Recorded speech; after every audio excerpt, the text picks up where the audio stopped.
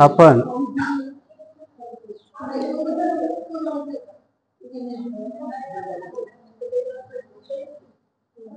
बुद्ध आणि त्याचा धम्म ह्या ग्रंथाचं पठन आणि श्रवण करत आहोत. जवळजवळ 2 महिने होत आले. ग्रंथही आपला 2/3 संपत आलाय. कधी कधी काय असतं की आपण सगळेच जण शिकलेले आहात, तर प्रत्येक वर्षाला वर्गात शिकत असले की 3 माहे 6 माहे वार्षिक अशा परीक्षा असतात की नाही. तुमच्या मनात येईल की भंतेजी काय आपली परीक्षा घेतात की काय घेतात. नाही, मी तशी काय तुमची परीक्षा घेणार नाही, कारण पहिलेच 10-12 जण येतात. परीक्षा म्हटली तर यातलेही तुम्ही येणार नाही आणि मग अडचण होऊन जाईल. ग्रंथ वाचायचा कोणाच्या पुढे हाच प्रश्न निर्माण होईल. परीक्षा आपण तशी नाही जरी घेतली ती स्वतःची स्वतःच घ्यावी, की आपण नेमकं काय केलं, ऐकलं, श्रवण केलं.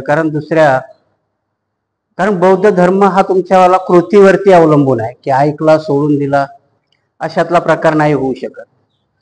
मग त्याच्यापेक्षा न ऐकलेलंच बरं. कारण काय म्हणतात की अर्ध ज्ञान हे माणसाचं आत्मघातकी असतं. कुठलंही मग शिक्षण असो चाहे धार्मिक ज्ञान असो, ते पूर्णत्वाकडे जाणारं तरी असावं किमान, किंवा जेवढं आम्ही शिकलो तेवढं तरी आम्हाला आत्मसात करता आलं पाहिजे, किंवा तेवढ्या रस्त्यावरती. कारण आपल्या धम्म ही वाट, त्याचं नावच वाट आहे. मग चालत असताना आपल्याला मंजिलपर्यंत जायचंय, तर मग रस्ता सोडता कामा नये. आणि मग आपण काय केलं तर त्याची उजळणी थोडीफार आपण केली पाहिजे, झाली पाहिजे. आपण त्यानुसार वागतो की नाही ही आपली स्वतःची आहे. जसं कालचं प्रकरण आपण बघितलं की आत्मविजय, तसं आपण आपलं आत्मपरीक्षण केलं पाहिजे की आपल्याला काय साध्य झालं आणि काय नाही साध्य झालं. कारण कधी कधी काय होतं की आपण बरेचसे आरोप करत असतो सगळ्यावरतीच. स्वतःवर कधी कोणी आरोप केलेत का? आठवतंय कधी? आणि म्हणूनच काय म्हणतात की निंदक का असावं आपल्या शेजारी? कारण आपल्याला स्वतःला लात मारता येत नाही. मारता येते का? मारून बघा. आपण आपल्याला लात मारता येते का? नाही. मग आपण चुकलो तर आपल्याला कोणतरी लात मारायला पाहिजे की नाही. आणि म्हणून निंदक लागतो. आणि म्हणून आपण आपलं आत्मपरीक्षण करायचं असतं. आणि म्हणून आपण आपल्यावर आरोप करू शकत नाही, पण आपण दुसऱ्यावर आरोप करतो. आणि मग धर्माच्या बाबतीत आपण आरोप कोणावर करतो? भिक्षू लोकांवर, की भिक्षू लोकांनी बरोबर धम्म शिकवत नाही. हा आरोप केला तर चांगली गोष्ट आहे, पण भिक्षू लोक स्वतः धम्म बरोबर पाळत नाही. म्हणजे आपण करायचंच नाही, पण ते पाळतात की नाही मात्र त्याच्यावर आपलं लक्ष बारीक ठेवायचं.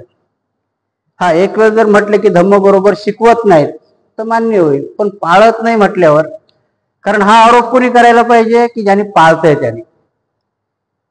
आणि मग आपण या धम्माच्या याच्यामध्ये जेव्हा आपण हा आरोप करतो आणि आपल्यावर स्वतःवर आपण आरोप करत नाहीत, मग स्वतःचं आत्मपरीक्षण करताना की बाबासाहेबांनी, कारण बाबासाहेबाला माहित होतं की ही लोक मेंढरासारखी आहेत.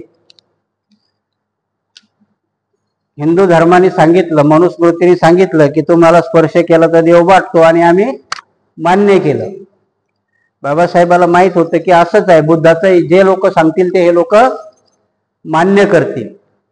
आणि म्हणून आताही थोड्याफार प्रमाणात आपण जसंच आहे की ज्याला जसा धम्म सांगता येतो तसा धम्म सांगतायत. एक वाक्यता कुठेही नाही. आणि म्हणून आचरणाचे वांदे होतात. मग भिक्षू वेगळंच सांगतात, त्रिलोक्यवाले वेगळेच सांगतात, भारतीय बौद्ध महासंघावाले वेगळंच सांगतात.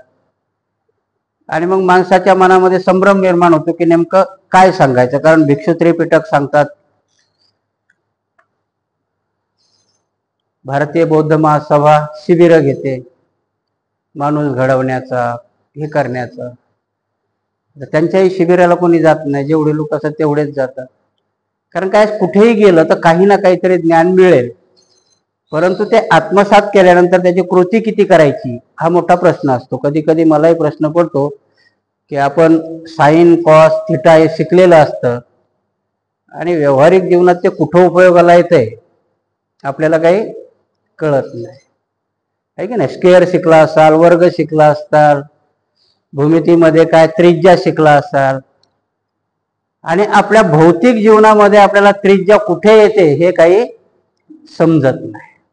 परीघ कुठे असतो तोही समजत नाही. वर्तुळ काय म्हणतात तेही समजत नाही. असतं आपल्या जीवनामध्ये, नाही असं पण आपल्याला ते कळत नाही. म्हणून आध्यात्मिक जीवनामध्ये आपली भानगड तीच होते. जास्त काय तुम्हाला तुमच्या डोक्याचं काही खोबरं करत नाही, परंतु आपण बुद्ध आणि त्याचा धम्म, बाबासाहेबाला माहित होतं की हा समाज भोळा आहे, याला जसं लोक चालवतील तसाच हा चालेल, आणि म्हणून यांच्या पुढे किमान बुद्धाची एक आचारसंहिता असावी, बुद्ध धम्माची आचारसंहिता असावी. आणि म्हणून त्यांनी त्या धम्मदीक्षेच्या वेळेसच आपल्याला 22 प्रतिज्ञा दिल्या होत्या. शक्यतोवर तीच आपली धम्माची आचारसंहिता आहे, कारण त्या 22 प्रतिज्ञावरती जगामध्ये टीका झाली. सर्व जगाने टीका केली की बाबासाहेब हा नकारार्थी धर्म पेरत आहे. पण बाबासाहेबांनी ठाम होते ते की मी जो धम्म देतोय हा पूर्णतः वैज्ञानिक असला पाहिजे, कुठेही अंधश्रद्धेवरती अवलंबून राहता कामा नये. म्हणून ते आपल्याला बौद्धाची आचारसंहिता दिली. तेवढं देऊन नाही सांभाळलं तर आमच्यामध्ये कुठेतरी गोंधळ उडेल की नेमकं बुद्धाने काय म्हटलंय, आणि म्हणून आम्हाला बुद्ध आणि त्याचा धम्म हा ग्रंथ दिला. आता हा ग्रंथ दिला तर मग हा फक्त काय वाचायचा आहे का श्रवण करायचं आहे? आणि मग नंतर परत की जी भीती बाबासाहेबाला होती तशीच ती भीती, त्यांची भीती खरी ठरली, आणि बुद्ध आणि त्याचा धम्म फक्त खाली त्यांच्याही महाभारत आणि रामायणासारखी पारायण व्हायला लागली. मग कधी विहारात होत असेल तर कधीतरी एखाद्या वक्त्याच्या माध्यमातून होत असेल, पण आचरणाच्या दृष्टीने मात्र आम्ही शून्य झालो. धम्म समजण्याच्या बाबतीतही आम्ही शून्य झालो. कारण हे जर समजलं असतं की बाबासाहेबाला नेमकं आम्हाला बौद्ध धर्मातच का टाकलं. शीख धर्मामध्येही त्यांनी एक पथक शिकवायला पाठवलं होतं पंजाबमध्ये. स्वतःही ते गाडे अभ्यासक होते. आणि जेव्हा त्यांना कळलं तिथे की शीख धर्मामध्येही उच्च नीचता आहे, कारण तिथेही रामदासी, निरंकारी आणि वेगवेगळे असे जेव्हा पंथ त्यांना दिसायला आले तर त्यांना वाटलं की नाही, परत ह्या महाराला तिथं नेऊन बसवलं तर यांचा एक पंथ वेगळा होईल. आणि म्हणून बाबासाहेबांनी बौद्ध धर्म घेतला, आणि बौद्ध धर्मामध्ये काही गोष्टी त्यांना नकारार्थक वाटल्या म्हणून त्यांनी त्या स्वीकारल्या नाही. आणि नुसतं बोलून जर त्या निघून गेले असते तर मग आपल्यात परत गोंधळ झाला असता. म्हणून त्यांनी बुद्ध आणि त्याचा धम्म हा दिला. आणि बौद्ध आणि धम्म हा ग्रंथ देताना त्यांनी प्रस्तावनेमध्येच सांगितलं की हे मी माझ्या मनातलं काहीही सांगितलेलं नाही. आणि तुम्ही आताही जर धम्मग्रंथ, कारण थोडंसं हे झालं की माझी आता नंतर लक्षात यायला लागलं की बाबासाहेबांनी कुठून कुठून घेतलं. जर हे तिन्ही ग्रंथ आपण असे जवळ ठेवले असते तर अजून समजावताना खूप चांगलं गेलं असतं. कारण हा बुद्ध आणि धम्मग्रंथ त्यांनी शक्यता आहे त्यातले जवळजवळ 70% भाग हा अश्वघोषाने बुद्धचरित्र लिहिलं त्याच्यातून घेतलेला आहे अर्धा, आणि जवळजवळ 25% हा धम्मपदामधून आहे. आणि 15 ते 20% बाबासाहेबांनी याच्यामध्ये मोडिफिकेशन केलेलं आहे, म्हणजे स्वतःची काही तत्व त्यांनी याच्यामध्ये टाकलेली आहे. म्हणून मग तो आपल्याला कळायला थोडासा अवघड होतो. म्हणून बाबासाहेब म्हणतात की धम्म ही काही मनोरंजनाची गोष्ट नाही. कारण मनोरंजनाची गोष्ट चित्रपट, आणि जोही धम्म तुम्हाला मनोरंजन करतो तो धर्म होऊ शकत नाही. कारण धम्म ही माणसाच्या आचरणावरती एक दवा आहे, आणि दवा नेहमी कडवी असते. कुठली कृती आपल्याला शिकायला कडवी असते. आणि म्हणून बाबासाहेबांनी सांगितलं होतं की धम्म आचरणात आणताना त्रास होईल, परंतु जेव्हा तुम्ही आचरण करायला त्याला तुम्ही विकसित कराल किंवा नेहमी कराल तर मग मात्र ते सुकर होईल. आणि म्हणून आपण फक्त खाली पारायण न करता, आणि परत एक गोष्ट असते की धम्म जसं त्यांच्यामध्ये सांगितलं की जे जे आपणाशी ठावे ते संस्कृतात लपवावे, अज्ञानी करून सोडावे सकळ जन. तसं तुकाराम महाराजांनी काय म्हटलं होतं की जे जे आपणाशी ठावे ते सर्वांशी सांगावे, सकळ करून सोडावे सकळ जन, ज्ञानी करून सोडावे. तसंच बुद्धांनी सांगितलं. म्हणून आपण मी काय केलं की मला जेवढा धम्म माहिती आहे तेवढा आपण सांगितला पाहिजे. आता एक स्वच्छ उपक्रम तुम्ही सुरू केलाय की निदान जे काय ऐकतात ते व्हायरल करताय. आता लोकांना किती आवडते नाही आवडत ते माहिती नाही, कारण मी थोडंसं आज सकाळी चेक केलं तर 200 लोकांच्या पुढे काही अजून कोणी पाहिलं नाही. फक्त तो एकच असा आहे की मला वाटतं तो 1000 लोकांनी पाहिला मिलिंद प्रश्नावरचा. आणि नेमकं बघा कसं गणित कसं वेगळं असतं. त्या दिवशी इथं 4च माणसं होते मिलिंद प्रश्न ऐकायला, पण तो 1000 लोकांनी बघितला. इथे आता तुम्ही सर्वजण असता पण 200च्या पुढे काही कोणी बघायला तयार नाही. म्हणजे नेमकं विरुद्ध दिशेला असतात ह्या गोष्टी. बरं, त्याच्यात 200ने तुम्ही नुसतंच आजमावलं नसेल, त्या 1000 लोकांमध्ये बघ 17 लोकांनी लाईक केलंय. म्हणजे बघितला 1000 लोकांनी पण आवडला 17च लोकांना. त्याचा अर्थ तसा होतो. लाईक कधी कधी विसरतात लोक लाईक करायला बघतात. 1000 लोकांनी बघितला म्हणजे तुम्हाला आवडला तेव्हाच तुम्ही पुढे पाठवलं ना. आपल्याला आवडतं तेव्हा तो पुढे पाठवला जातो. म्हणून सांगण्याचा उद्देश की मला जर धर्म आवडलाय, मला जर ते पटलंय तर मग आपण ते पुढे दुसऱ्याला सांगावं. आणि आता साधनं उपलब्ध आहे. पहिलं कसं होतं की आपल्याला जाऊन स्वतः सांगावं लागत होतं, पण आता साधनं उपलब्ध आहेत आणि जवळजवळ 90% लोकांजवळ फोन आहेत.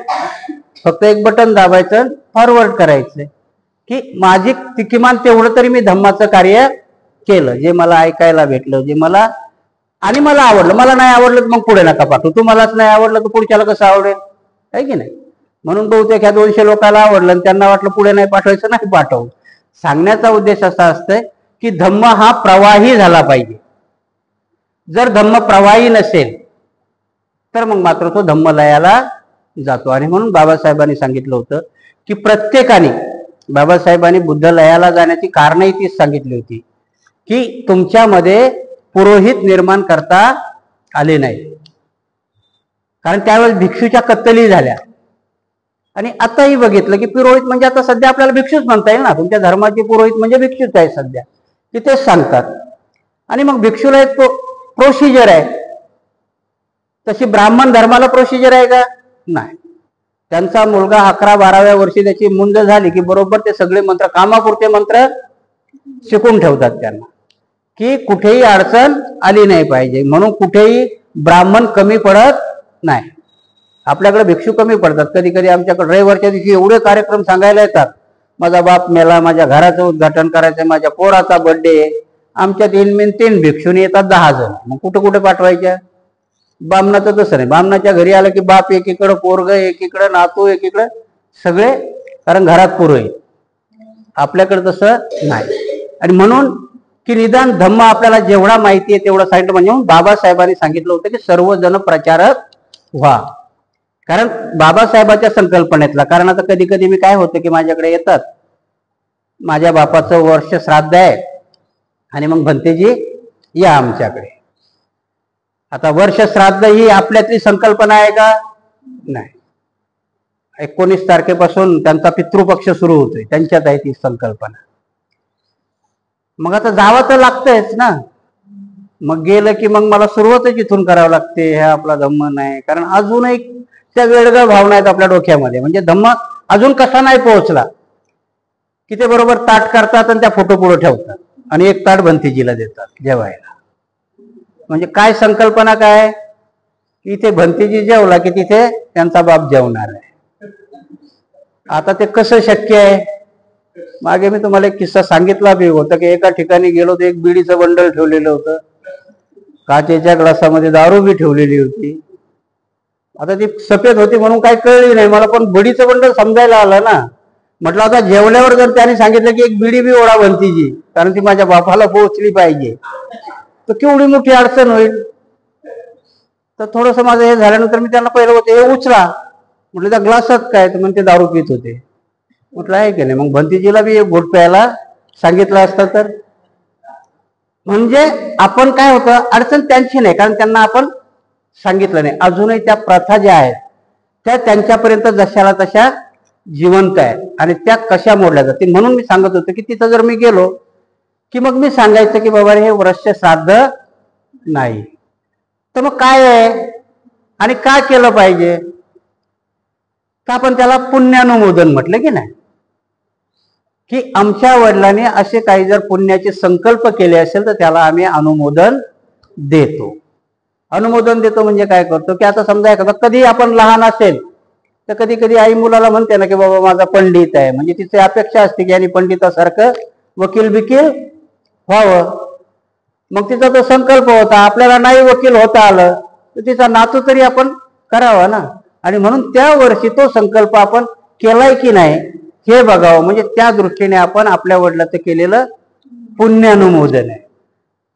ही प्रथा जर पुढे गेली, कारण हे सांगत आपण गेलो तर म्हणजे छोट्या छोट्यातून आपल्याला धर्म सांगत जावा लागेल. आणि ह्या प्रकाराने जेव्हा आपण धम्म सांगत जाऊ तेव्हा मग मात्र, कारण आपण बाबासाहेबाला बाप म्हणतो, मग आपल्या बापाचा बी एक संकल्प होता की नाही. काय संकल्प होता? मोठा संकल्प होता की नाही बाबासाहेबाचा.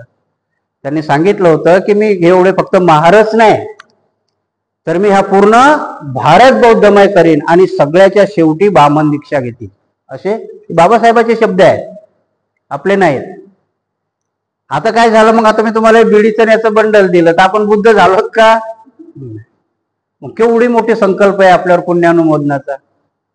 मग 6 डिसेंबरला आपण पुण्यानुमोदन करायला पाहिजे ना. आम्ही गाड्या भरू फक्त तिथं जातो. काय करतो तिथं जाऊ नये? कारण मी मुंबईला 35 वर्ष राहिलो, 35 काय 40 वर्ष राहिलो. काही ना तिथं येतात, मस्त पट्ट्या बांधतात, इकडून तिकडून फिरतात आणि परत गावी. की जे पुण्यानुमोदन आपण करायला पाहिजे ते करत नाही. आणि म्हणून कालच मी तुम्हाला जसं सांगितलं की आपल्या दृष्टीतला संकल्प मग आपण दुसऱ्यावरच आरोप करतो. आणि मग नेमकं मी काय करतो? तर आपण प्रत्येकाने मग कधी कधी म्हणतो मी काय करू शकतो बा, भरपूर करू शकतो. की जसं हे केलं, छोटस काम आहे की नाही, केलं आपण आमच्या परीने जेवढ्या. आम्ही इथं जरी 17 बसलो पण 200 लोकांना धम्म आम्ही ऐकवला. त्या 200ची जबाबदारी आहे त्यांनी पुढे ऐकावायचा की नाही ऐकायचं. असंच काम आपण छोटं छोटं करू शकतो. की माझ्या गल्लीत असेल कसं, त्याला प्रवचनच द्यायची काही गरज नाही ना. की जर तुमच्या आजूबाजूला एखादा वर्ष श्राद्ध घालत असेल तिथं जाऊन सांगू शकता ना की हे वर्ष श्राद्ध नाही, तुला जास्तच घालायचं तर आपल्या एक भंतीची आण, त्या भंतीची देईल तिथं प्रवचन चांगलं आणि मग हे होईल. म्हणून धम्म तिथे आपण हे करत असतो. आता हे करत असताना आपण आतापर्यंत माझा सांगण्याचा उद्देश असा होता की जी उजळणी आहे की म्हणजे आपण धम्म ग्रहण केला की नाही आणि धारण केला की नाही तर आपण आपली स्वतःचीच परीक्षा घेतली पाहिजे. आणि म्हणून आपण या बुद्ध आणि त्याच्या धम्मामधला हा जीवन मार्ग बघतोय, है की नाही. जीवन मार्गामध्ये आपण आतापर्यंत सत असत आणि पाप, लोभ आणि तृष्णा, क्लेश आणि द्वेष, क्रोध आणि वैर, मनुष्य मन आणि मनोमल, आपण आणि आत्मविजय, प्रज्ञा, न्याय आणि सत्संग, आतापर्यंत आपण त्या चॅप्टर मधले एवढं प्रकरण बघितलं. प्रज्ञा, न्याय आणि सत्संग. न्यायामध्ये मी काल तुम्हाला उदाहरणं दिली होती की जसं शाहू महाराजाचं उदाहरण दिलंय तसं सत्संग राहिला थोडासा. की आपण सत्संग म्हणजे काय? सत्संग म्हणजे एक प्रकारे आपण मैत्रीच म्हणू ना, की सोबत केलेली. मग कोणाबरोबर करावा सत्संग? आपल्या घरामध्ये आपण वागतो तो एक प्रकारचा आपला सत्संगच असतो. बायकोनी नवऱ्याबरोबर केलेला हा सत्संगच आहे, मैत्री आहे एक प्रकारची. हा सत्संग चांगला आहे का? भारी या सुत्तामध्ये भगवान बुद्धांनी जोड्या पाडलेल्या आहेत की आजही आपण सत्संग करत असताना की चांगला नवरा चांगली बायको ही एक जोडी होऊ शकते, आहे की नाही. एक चांगला नवरा आणि वाईट बायको ही एक जोडी होऊ शकते. मग एक दोन्ही वाईट बायको आणि वाईट नवरा ही जोडी होऊ शकते. अशा 4 ह्या जोड्या होऊ शकतात, भगवान बुद्ध सांगतात. आणि या 4ही शेवटपर्यंत मारामाऱ्या करोत, भांडणं करोत, यांनाही लेकरं बाळ होतात आणि शेवटी मरून जातात. मग हा सत्संग चांगला आहे का? सत्संग कुठला चांगला आहे? की जे दोघही चांगले आहेत, दोघही धार्मिक वृत्तीने राहतात, दोघही चांगल्या पद्धतीने जीवन जगतात, तो सत्संग चांगला आहे. बायकोचा नवऱ्याचा सत्संग झाला, त्यांच्या आई वडील तुमच्या सोबत राहतात, त्यांचा तरी सत्संग तुमचा चांगला आहे का? जर तो सत्संग चांगला असेल, कारण धम्म तुम्हाला सत्संग म्हणजे चांगल्याचा सत्संग करायला शिकवतो. आता होतं काय कधी कधी अडचण की आपल्या घरामध्ये आपली वडीलधारी माणसं जेव्हा म्हातारी होतात तेव्हा ती अनवॉन्टेड करून टाकतो आपण त्यांना. खरं म्हणजे त्यांच्याकडे अनुभव जास्त असतो जीवन बघण्याचा, राहण्याचा, पण आपण एवढे हुशार होतो की त्यांचा कुठलाही सल्ला घ्यायला तयार होत नाही. म्हणून आपण चांगल्याचा सत्संग केला का मग नाही. बरं, काही काही गोष्टीत काय असतं की लग्न झालं की मायबापाच्या सल्ल्यापेक्षा सासू सासऱ्याचा सल्ला माणसाला जास्त आवडतो. मग तो चांगला असो चाहे वाईट असो, नाही तर मग दोघांचा सत्संग चांगला होत नाही. सांगण्याचा उद्देश असा आहे की सत्संगामध्ये तुम्ही चांगल्या गोष्टीला जर आत्मसात करत असाल तर तो सत्संग चांगला आहे. म्हणजे जिथं ज्ञान आहे, तिथं न्याय आहे, तिथे सत्संगही चांगला होऊ शकतो. आणि म्हणून हा सत्संग जर तुम्हाला चांगला करायचा असेल तर मग मात्र धर्माच्या तत्वानुसार वागलं पाहिजे. जो सत्यवान, सद्गुणी, कारुणिक, संयमी, नेमस्त, सद्चारणे आणि शहाणा आहे त्यालाच लोक वडील समजतात. मग कधी कधी काय होते की माणूस सफेद केस झाले म्हणूनच वडील आहे का तो? नाही. कारण बुद्धीचा आणि कधी कधी तुमच्या वयाचा काही भेट होत नाही. भेट व्हावं लागते ना, बुद्धीची आणि वयाची भेट व्हावं लागते. आणि मग ती भेट कधी कधी खूप कमी वयातही होते ना. आणि म्हणून नुसते केस पांढरे झाले म्हणून त्याला मोठं म्हणता येईल का? नाही. कारण ज्या ह्या संकल्पना आहेत की आपण आज सत्संग जर बघितला तुम्ही तर मला वाटतंय हिंदू धर्मामध्ये, ख्रिश्चन धर्मामध्ये ख्रिश्चनाचा सत्संग हा चर्चमध्ये होतो त्यांचा, आणि हिंदू धर्मामध्ये बाबा लोक करतात सत्संग. तिथे बरेचसे लोक येतात, मग ते बाबा प्रवचन करतात आणि हे करतात. बौद्ध धर्मामध्ये सत्संग हा तुमच्या कुटुंबापासून सांगितला तुम्हाला सुरू करायला. सत्संगचा अर्थ की तुम्ही चांगल्याशी व्यवस्थित राहणं, मैत्रीपूर्ण राहणं आणि वाईटाशी फटकून राहणं, वाईटाला आपल्यासोबत न येऊ देणं, याला बौद्धामध्ये सत्संग म्हटलं की चांगल्याची संगत करण्यामध्ये. कितीही बहुभाषी असला, वर्णाने कितीही सुंदर असला तरी तो मत्सरी, कृपण, अप्रामाणिक आहे, तो सन्मानास पात्र ठरत नाही. म्हणजे सत्संग करण्यास तो काही पात्र ठरत नाही. म्हणजे किती बोलका असू द्या, किती रूपवान असू द्या, सुंदर असू द्या. म्हणून काय होते की आता आपल्याकडे सुनई बघताना बाई देखणी पाहिजे, पोरगही बायको देखणी मागतं, आहे की नाही. आता ती देखणी बायको घरात येऊन तुमचा स्वर्ग बनवते का नरक बनवते याच्याशी काही घेणं देणं नाही. परंतु सुरुवात मात्र आमची पहिली प्रायोरिटी सौंदर्याकडे असते, देखणेपणाकडे असते. आणि बुद्ध इथं काय सांगतात की माणूस किती सुंदर असो किंवा बाई किती सुंदर असो कि किती बोलका असो, त्याच्याशी काही घेणं नाही. तो किती सद्वर्तनी आहे, किती चांगुलपणानं वागणार आहे, त्याच्याशी सत्संग करावा, त्याच्याबरोबर मैत्री करावी, त्याच्याबरोबर राहावं, किंवा तोच सन्मानास पात्र असू शकतो. माणसाला दूरदर्शी, शहाणा, संयमी, सहचारी भेटला तर त्याने त्याचा सहवास करावा, त्याच्याबरोबर आल्या संकटावर मात करावी, आनंदाने परंतु विचारीपणाने त्याची संगत करावी. कोणाची सांगितले की दूरदर्शी माणूस आहे की ज्याने, कधी कधी काय होतं की आपण अशाची संगत करतो की तो फक्त खाली गोड गोड बोलतोय, चांगला बोलतोय, पण त्याच्या त्या बोलण्यामध्ये आपलं कुठलंही हित नसतं. म्हणून काही काही साध्या साध्या गोष्टी असतात आपल्या वागण्यात, बोलण्यात, की आपल्याला मित्रही कुठले भेटतात. कधी कधी दारू पिणाऱ्याला दारू पिणाराच मित्र भेटेल ना, चांगल्याला चांगला. परंतु जेव्हा हा वाईट माणूस चांगल्या बरोबर जातो तर मग दोघातून कोणाकोणाचा गुण घेतला पाहिजे? चांगल्याचा घेतला पाहिजे ना. आपल्याकडे मन आहे, ढवळ्या शेजारी पवळा बांधला, वान नाही पण गुण ला. कधी कधी म्हणतात ना की आधीच कारलं कडू आणि तो लिंबाच्या झाडावर गेला, मग कसं होईल? आणखीन कडू होईल की नाही. कारल्याचा वेल जर लिंबाच्या झाडावर गेला, संगत सांगतो तुम्हाला, सत्संग सांगितलं ना, की तो जर वेल लिंबाच्या झाडावर गेला तर किती कडू होईल. म्हणून सांगितलं की संगतीने, कधी कधी संगतीनेही माणसात उद्धार होतो. अंगोली मालाला जेव्हा भगवान बुद्धाची संगत लाभली तेव्हा ते अरंत झाले. नाहीतर अंगोली माले खूप हुशार होते, जेव्हा शिक्षणात ते सगळ्यात हुशार होते, परंतु त्या गुरुच्या गुरुदक्षिणेमुळे ते वाईट झाले. म्हणजे पहिली संगत कोणाची होती? वाईटाची होती. म्हणून त्यांना 999 खून करायला लावले. आणि जेव्हा भगवान बुद्धाच्या संगतीत आले तेव्हा अरंत झाले. आणि म्हणून मग परत बघा, आपल्याला कसं ओळखता कसं आलं पाहिजे? तर मग प्रज्ञा पाहिजे ना. प्रज्ञा असेल तरच तुम्ही संगतीचा न्याय करू शकाल, आणि जर प्रज्ञा नसेल तर न्याय होऊ शकणार नाही. म्हणून आपल्या घरातली गोष्टही तुम्हाला निवडताना, आपल्या घरामधली हर गोष्ट निवडताना आपल्यामध्ये प्रज्ञा जागृत झाली पाहिजे, तरच तुम्हाला चांगला सत्संग किंवा चांगली संगती घडवता येईल. प्रसंग पडेल तर मित्र सुखदायक आहे, कारण काही असले तरी भोग सामग्री सुखदायक आहे, कारण काही असले तरी सत्कर्म हे सुखदायक आहे. मरणाची घडी जवळ आली असता सत्कर्म सुखदायक आहे, दुःखाचा त्याग सुखदायक आहे. म्हणून आता आपल्या माणसाची प्रवृत्तीच काय?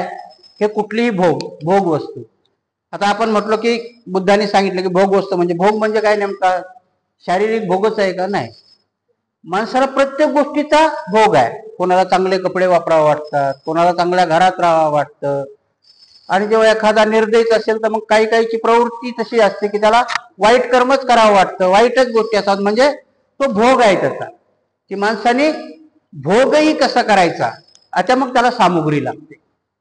मग ही सामुग्री माणसाला आवश्यक वाटते, त्याच्यातच माणसाला सुख वाटायला लागतं. परंतु जर तुमची सत्संगती किंवा तुमचं संगत आणि वर्तन जर चांगलं असेल तर मग मात्र ती भोग सामुग्री तुम्ही हे करता. आणि म्हणून तृष्णेची व्याख्या खूप सोपी केलेली आहे, की आपल्या गरजेपेक्षा जास्त गोष्टीची लालसा निर्माण होणं, त्याला तृष्णा म्हटले. म्हणून गरज भगवंतांनी भागवायला सांगितले नाही का? हा, की जेवढी तुम्हाला गरज आहे तेवढ्या करता तुम्ही कामही केलं पाहिजे, तेवढी तुम्ही भागवली पाहिजे, तेवढी बाळगलीही पाहिजे. अंगावरती कपडा असणं ही आपली गरज आहे, परंतु एका बाईला 50 साड्या असणं ही काही गरज नाही. आहे का गरज तेवढी? नाही. कारण त्या 50 साड्या कोणाच्या घरात आहे? तुम्ही काही हसू नका, तुमच्याही कपाटात गेलं तर भरूनच असतील मला वाटतं. सगळ्याकडेच असं मला माहिती आहे ना. कारण मी काही बिना लग्नाचा भंतीजी नाही, मी व्यवहारातून आलेला भंतीजी. म्हणून मला हे सगळे अनुभव आहे. म्हणून मला सगळ्या गोष्टीचे अनुभव आहे. हे असं काय नाही की मी लग्नच नाही झालेला भंतीजी आहे, मी संसार करून आलेला भंतीजी आहे. आणि म्हणून जेव्हा माणसाची तृष्णा आणि या सगळ्या गोष्टी अनुभवाने सिद्ध होतात. हसण्यावारी नाही, पण एक छोटीशी गोष्ट तुम्हाला सांगतो की माझ्या जीवनातली छोटासा प्रसंग. एखाद दिवशी आम्ही पूर्ण प्रवचन करेल, पण मी भिक्षू का आहे? माझा छोटा भाऊ बिना लग्नाची भंतीजी आहे. तुम्ही जर गेला ज्ञान रक्षित भंतीजीला बघितलं, ते माझे पूर्वाश्रमीचे छोटे भाऊही आहेत. काय झालं होतं की त्यांना दीक्षा घ्यायच्या वेळेस ते मला परमिशन मागायला आले होते, कारण मोठा भाऊ मी होतो. आणि मग कुठल्याही भिक्षूला दीक्षा घ्यायची असेल तर परमिशन घ्यावं लागते. आणि त्यावेळेस तुमचे भिक्षूविषयी काय मत आहेत ते मला माहित नाही, पण माझं मत असं होतं की भिक्षू म्हणजे आळशी माणूस, ज्याला काम करायचा कंटाळा येतो, पोट भरायचा कंटाळा येतो. म्हणजे भिक्षूला आयतं खायला भेटते ना, लोक खायला देतात, हे करतात. आणि म्हणून ते एमफिल झाले होतात, ज्ञानरक्षित भंतीजी एमफिल झाले होते. आणि ते आले माझ्याकडे मुंबईला आणि बोलले मला भिक्षू व्हायचंय. मी काय बोलले, हा काय प्रकार आहे? तुम्हाला एमफिल केलंय, भिक्षूच व्हायचं होतं, मग एवढं शिकायचं कशाला? आणि त्यावेळेस डोक्यात काय प्रकार होता? अनाडी माणसाने भिक्षू व्हावं, काला काम नाही, धंदा करता येत, त्यांनी त्याची सोय नाही होत, त्याने भिक्षू व्हावं, हा माझ्या डोक्यातला त्यावेळेचा प्रकार होता. म्हणजे नाही ते काय नाही व्हायचं. आणि मी चांगला म्हणजे क्लास 1 ऑफिसर होतो मी, आणि ओळखीही चांगल्या होत्या. ते काय नाही, सुधाकरराव नाईक ज्यावेळेस होते ना मुख्यमंत्री, तर त्यांचे पीए होते वसंत नागरे, ते माझे क्लासमेट. म्हणून मला वाटलं मुख्यमंत्र्याचा पीए माझा क्लासमेट आहे, तुम्हाला पाहिजे तिथे नोकरीला लावून देऊ आपण. पण माहिती नाही, कारण चित्तात एकदा निर्माण झालं की ते जात नाही. आणि मग भंतेजीने, कारण त्यांचं पूर्वाश्रमीचं नाव गौतम आहे, म्हणून आई वडिलांनी त्यांनी असं पटवलं की आई वडील असे पटले की त्यांनी शेत पण विकलं, पैसे बी दिले, स्वतः त्यांच्या बरोबर आले. मग आता शेत विकल्यानंतर शेत कोणालाही वाटेल ना, शेत एकट्याचं थोडी आहे, आमचं पण होतं ना.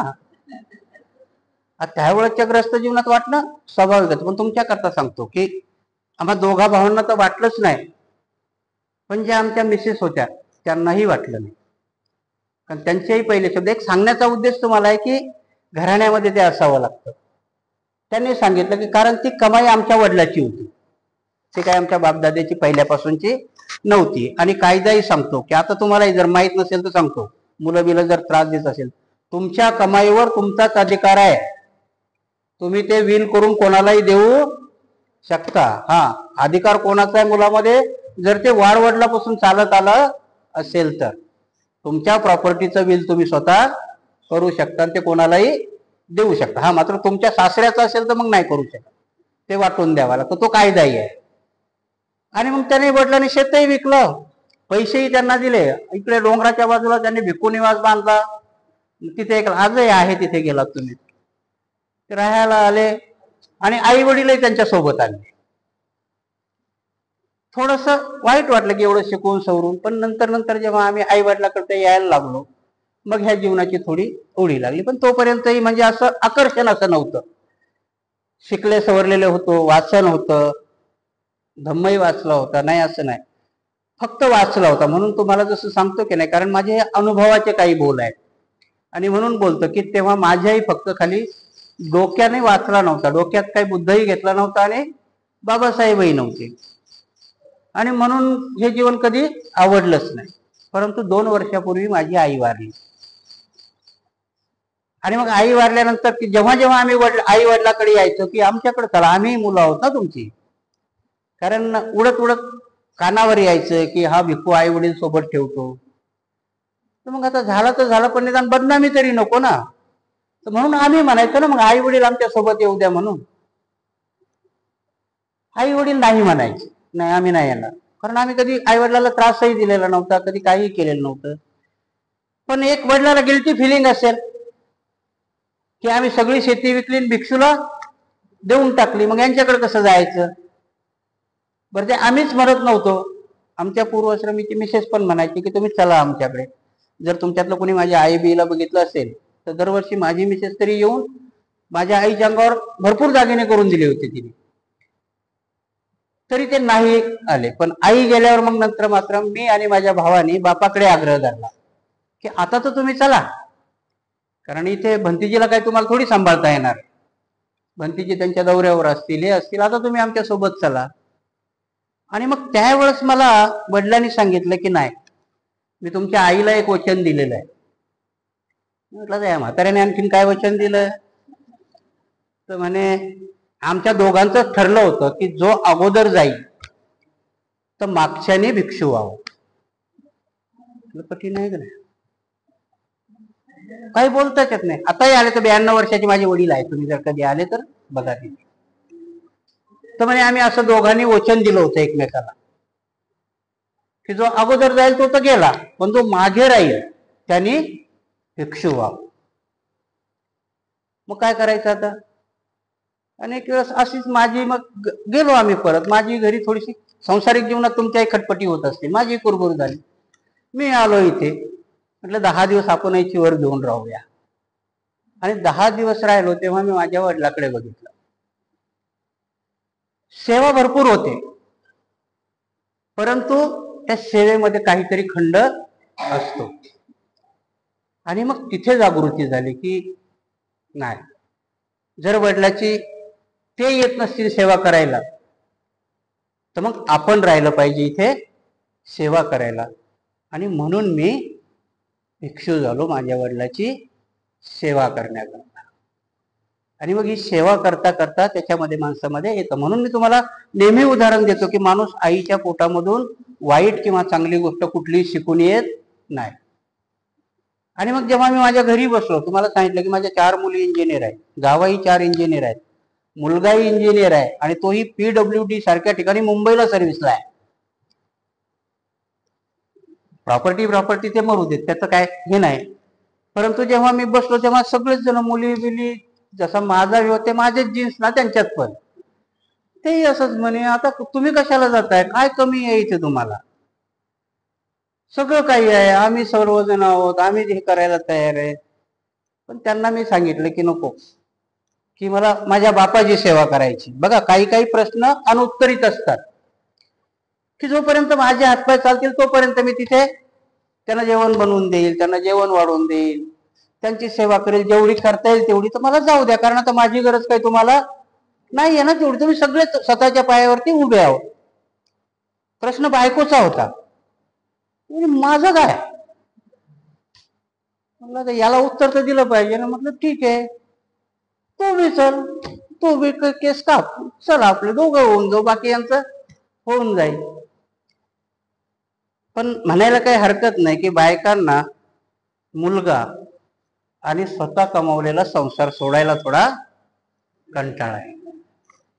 आणि मग बायकोच्या पुढचा असलेला पर्याय, कारण मुलाचं अजून लग्न नाही झालं, तिने तसं नाही सांगितलं, पण मुलाचं लग्न होईपर्यंत मी राहील. म्हटलं ठीक आहे, हरकत नाही, मी तर काही कुठे जंगलात चाललो नाही, तुम्ही कधी फोन करू शकता, कधी येऊन मला भेटू शकता. आणि त्रिपिटक वाचलंय म्हटलं, मी विनयी वाचलंय. तसं जर काही अर्जंटच काम असलं तर 7 दिवस जायची परमिशन आहे, येत जाईल. पण मुलांनी प्रश्न विचारला होता की बाबा तुम्ही एवढं काय गरज आहे? म्हटलं मला माझ्या बापाची सेवा करायची. आणि मग त्याने मला प्रश्न विचारला होता की मी माझ्या बापाची सेवा कधी करू? आणि ह्या प्रश्नाचं उत्तर मुश्किल होतं. तरी पण त्याला सांगितलं की अजून मी सेवा घेण्याच्या लायकीचा नाही झालो. कारण माणसाची वयही सेवा घेण्याच्या लायकीचं झालंच तरच सेवा घ्या. बुद्धाने काय सांगितलं तुम्हाला? नाही तर अशीच कोणालाही समजा तू माझा पोरगा आहेस म्हणून दाब माझे हातपाय, ही सेवा काही कामाची नाही.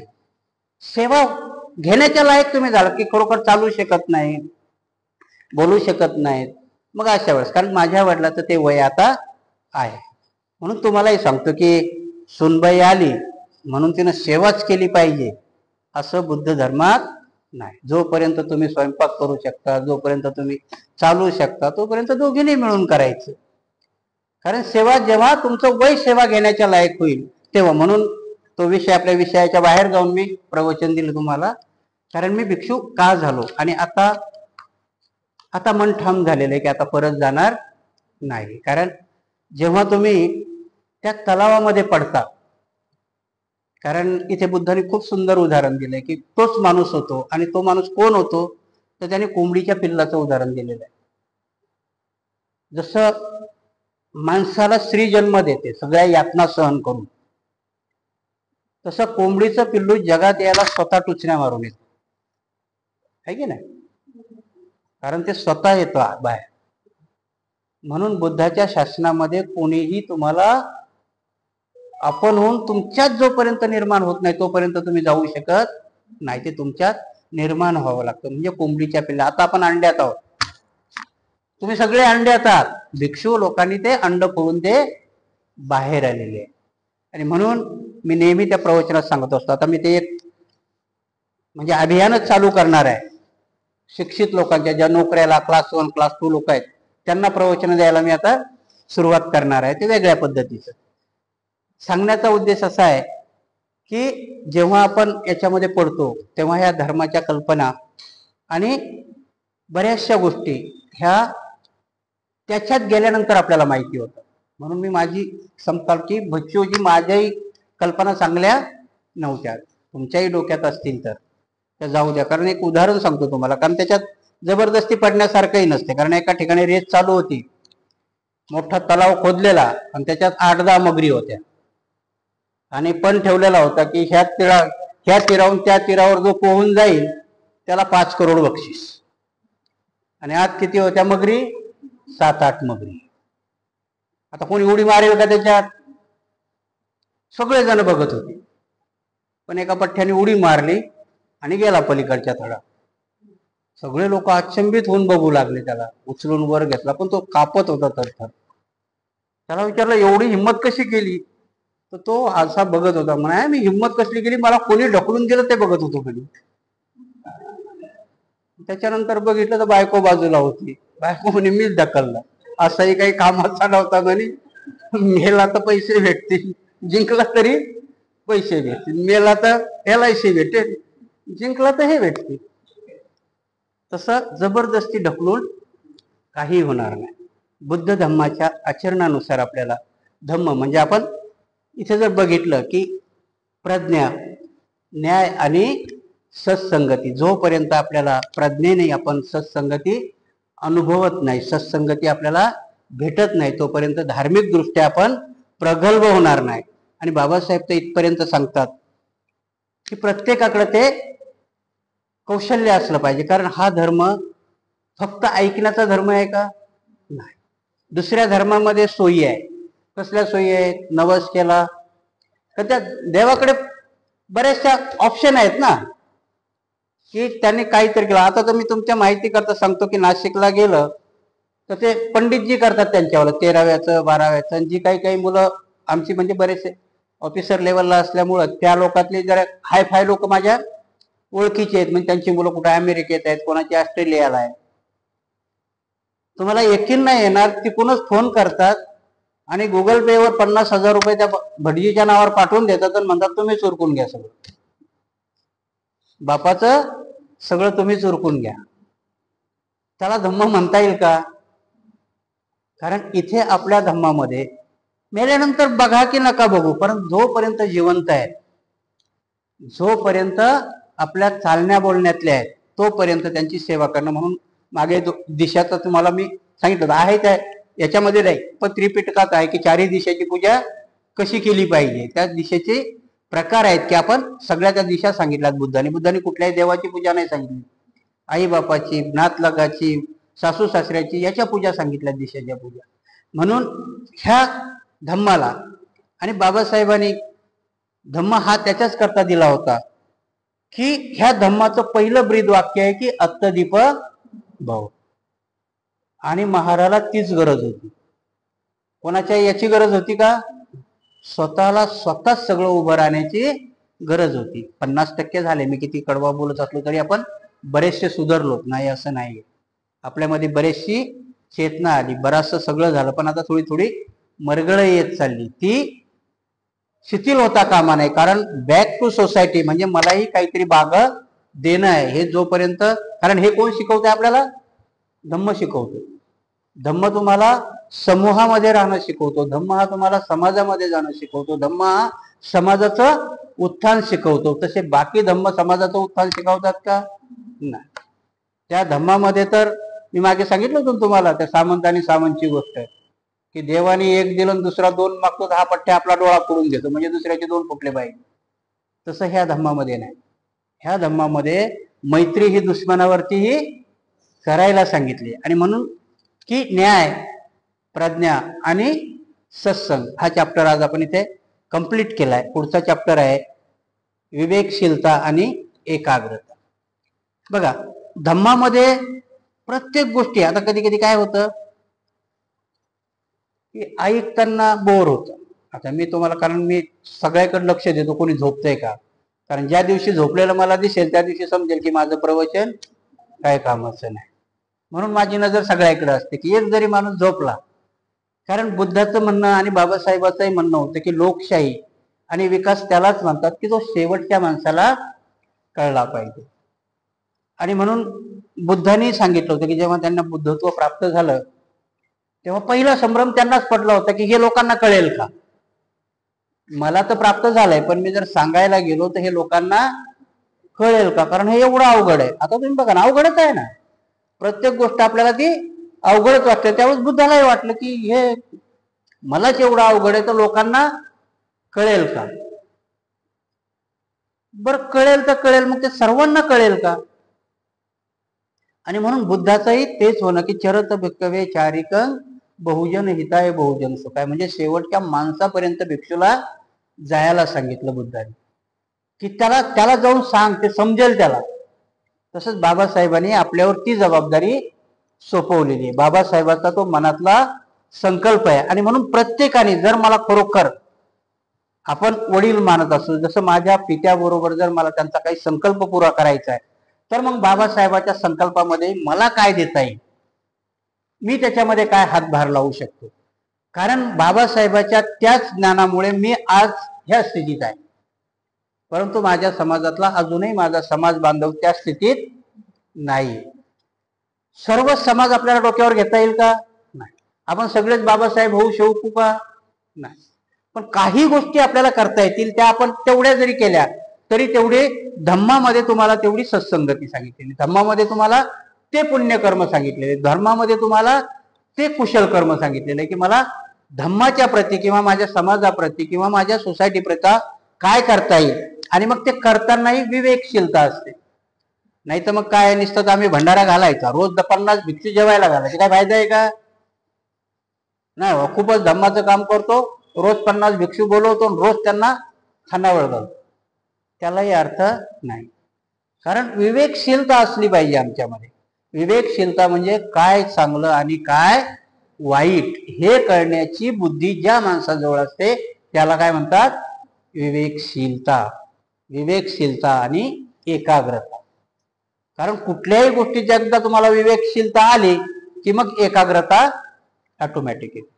मग एकाग्रता आली म्हणजे काय करायचं, की विवेकशीलता आली की हे काम करायचं, मग मात्र त्या कामाच्या आपण एकाग्र चित्ताने त्या कामाच्या पाठीमागे लागलं पाहिजे, कारण ते काम केलं पाहिजे. नाही तर मग कधी कधी काय होतं, धर सोड वृत्ती होते.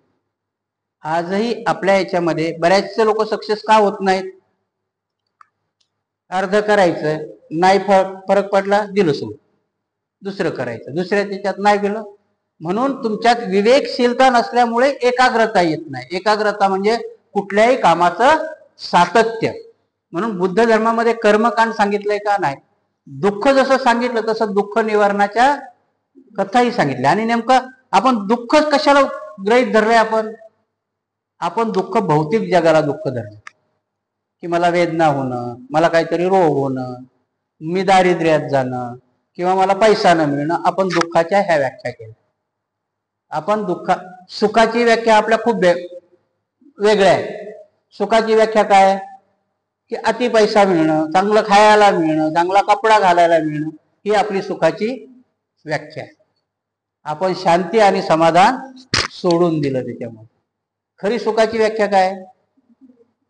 शांती आणि समाधान तुम्हाला कशामध्ये मिळतंय? तुम्ही करून बघा, उपवासात पाळून बघा, आणि नेमकं उपकार करण्याची तुम्ही एक थेअरी तर चालू करून बघा. तुम्ही एखाद्या मुलाला फीस भरली, एखाद्या गरीब बाईचं हे केलंय, किंवा समाजामध्ये असेल ते केलंय, एखाद्या विहारामध्ये जर चांगला उपक्रम असेल तर मी माझं योगदान दिलंय, ते करून बघा. समाधान मिळतं, चांगलं तृप्ती मिळते, समाधान मिळतं. आणि ह्या गोष्टी करायला मग विवेक असावा लागतो ना, विवेकशीलता माणसामध्ये. म्हणून कधी कधी आम्ही खूप शिकलो आमच्या सोसायटीत. आज तुम्ही जर ह्या साकेत नगर मध्ये गेलात तर मला वाटतंय 90% समाज हा आपलाच आहे. आणि नुसतं आपला असं नाही, सुस्थितीत आहे.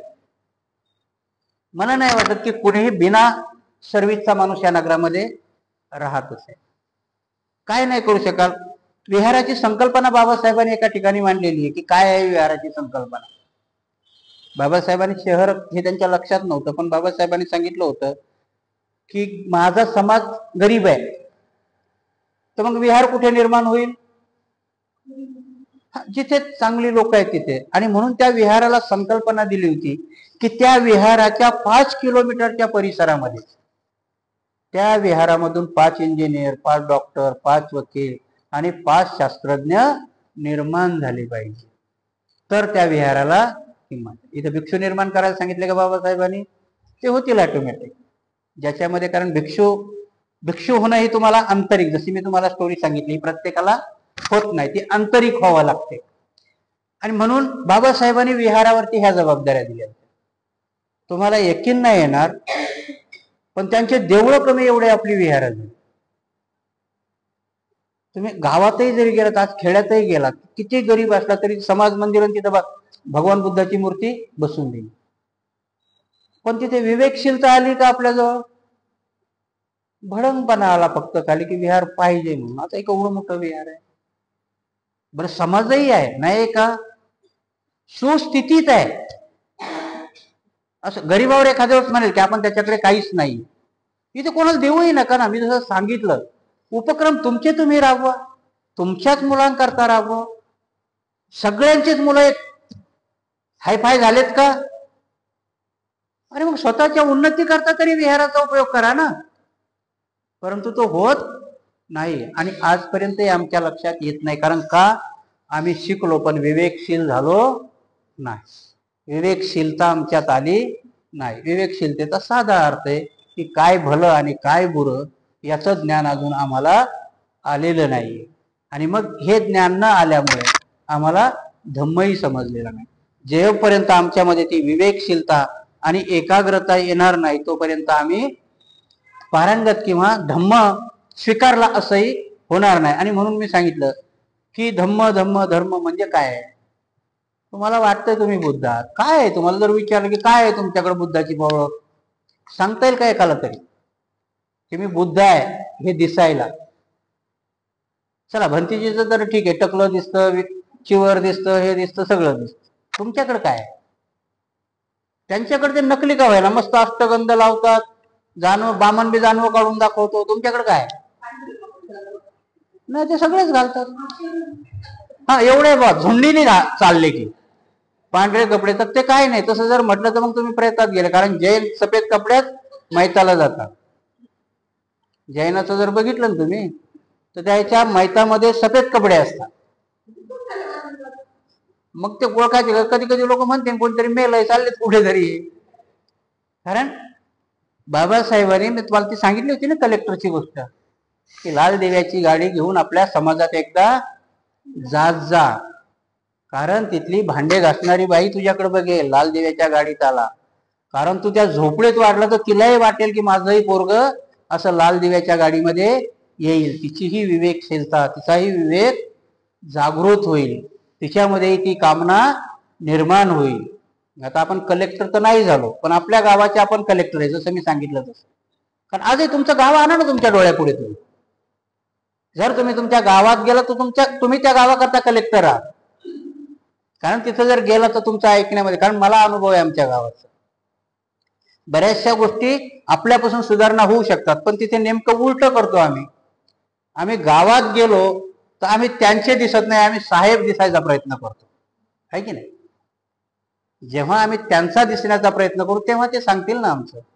कारण तेही आमच्याकडे साहेब म्हणूनच बघतात आणि आम्ही साहेब म्हणूनच वागतो. आणि म्हणून मी तुम्हाला काल टास्क दिला होता की निदान बघा, ह्या औरंगाबादमध्ये तरी तुमचे पहिले नातेवाईकापासून सुरुवात करणार. रविवारी बोलवा नातेवाईक आपल्या घरी, काही नका सांगू, त्यांना सुरुवात तर करा. वंदनाही येत नाहीत आपल्या लोकांना अजूनही कोणाला. लोकांनाच कशाला म्हणायचे क्लास 1 ऑफिसर म्हणून मोठे मिरवतात ना, त्यांनाही येत नाही. मी बऱ्याचशा ठिकाणी जातो, मला वाटतं दुसऱ्या वेळेस काही मला कोणी बोलवत नाही. पहिल्याची वेळेस हजामत केल्यावर दुसऱ्या वेळेस कशाला बोलवतील? मी आपला करतो, मला काही घेणं देणं नाही. म्हणून सांगायची गोष्ट असते की मग माझा हिस्सा मी काय उचलला पाहिजे. बोलवा औरंगाबादमध्ये, आपले पहिले नातेवाईकापासून सुरुवात करा. कारण हे जाळं पसरत जातं. आणि मग आपण जर खेड्यापाड्यापर्यंत गेलो, बाबासाहेबांनी तुम्हाला सांगितलं होतं की सत्ता ही मास्टर की आहे, तसं मी सांगतो की खरोखर तुमचा धम्म ही मास्टर की आहे. हिच्यापासून सगळं होतं. आता प्रत्येक जण, तुम्ही काय म्हणता, राजकारणात गेलो तर नेते माणसं उभी करत नाही. अरे तुमच्याकडे विचारायला येतील कोणाला उभं करू. जेव्हा तुमची धार्मिक शक्ती उभी राहील ना. RSS काय करते? RSS ची कधी ऍडव्हर्टाईज वाचली का तुम्ही? तुमच्याकडे तरी विहार आहेत, त्यांच्याकडे बघितलं का कुठं की हे RSSचं मंदिर आहे म्हणून, किंवा हे RSSचं ऑफिस आहे म्हणून, किंवा त्यांची कधी जाहिरात बघितली? परंतु एवढी स्ट्रॉंग जाहिरात आहे त्याची. 10 वाजता गणपती इंग्लंडमध्ये दूध प्याला, 11:30 मनोहर जोशीच्या बायकोचं बी प्याला. केवढी मोठी जाहिरात आहे. आणि तेव्हा मोबाईल बी नव्हते. होते का मोबाईल त्यावेळेस? 95 ला गणपती दूध प्याला होता, तुम्हाला आठवतो का? 10 वाजता इंग्लंडला प्याला, न्यूज इंग्लंड मधून आली होती. 11:30 वाजता मनोहर जोशीच्या वर्षा बंगल्यावर प्याला. केवढी मोठी जाहिरात आहे. तुमच्यावाली धम्म परिषद कुठे असेल तर तुम्हाला हो धम्म परिषद चालतं आहे का म्हणता, कुठे आहे हो? म्हणजे त्यांची माउथ ऍडव्हर्टाईज बी एवढी परफेक्ट आहे की त्यांच्या कार्यक्रमाचे कुठल्याही पेपरला ऍडव्हर्टाईज द्यायची गरज पडत नाही. त्यांच्याकडची निधी एवढे, आमच्याकडचं काय होत नाही असं नाही. कालच मी सांगितलं तुम्हाला, होतात आपल्याकडे, पण आपण चांगल्या वेळेने गेलो पाहिजे, चांगल्या मार्गाने गेलो पाहिजे. म्हणून विवेकशीलता आणि एकाग्रता. कारण समाजामध्येही विवेकशीलता आली पाहिजे. धम्म एकट्या माणसाला विवेकशीलता शिकवतो का? कारण एकट्या माणसाला धम्माची गरजच नाही. जेव्हा तो एकटा जंगलात गेला आणि एकटाच राहिला, त्याला काय धम्माची गरज आहे? पानं खाय, फळं खाय, कंद खाय, कपडे घाल का नको घालू, कसा उड्या मारण, कसा राय. धम्माची गरज कधी लागते? की जेव्हा आम्ही समूहामध्ये येतो, जेव्हा समाज निर्माण होतो, आणि मग तुम्हाला धम्माची गरज लागते, मग आचरणाची गरज लागते, आणि मग ह्या सगळ्या गोष्टी येतात. जगामध्ये धम्म असाच निर्माण झाला असेल ना? का कुठल्याही कुठला तरी पिक्चर आहे ना, त्याच्यात ते लेकरू उचलताना म्हणतात कहा शिक्का लगाया है. उचलताना आहे कुठला तरी पिक्चर, काय ते आमिर खानचाच पिक्चर आहे ना, हा पीके. खूप छान पिक्चर काढला. त्या पिक्चरची एक स्टोरी सांगतो तुम्हाला. कारण त्याच्यामध्ये सगळ्यावरती टीका केली, परंतु तो पीके फक्त खाली भंतीजीच्या शेजारी बसलेला दाखवलाय, बोलताना नाही. जसं तुम्हाला मी त्या आटनबरोचा गांधी पिक्चर सांगितला होता का नाही, म्हणजे मला सांगण्याचा उद्देश कसा आहे की तुमचा धम्म एवढा आहे की त्याच्यावर टीका नाही करत.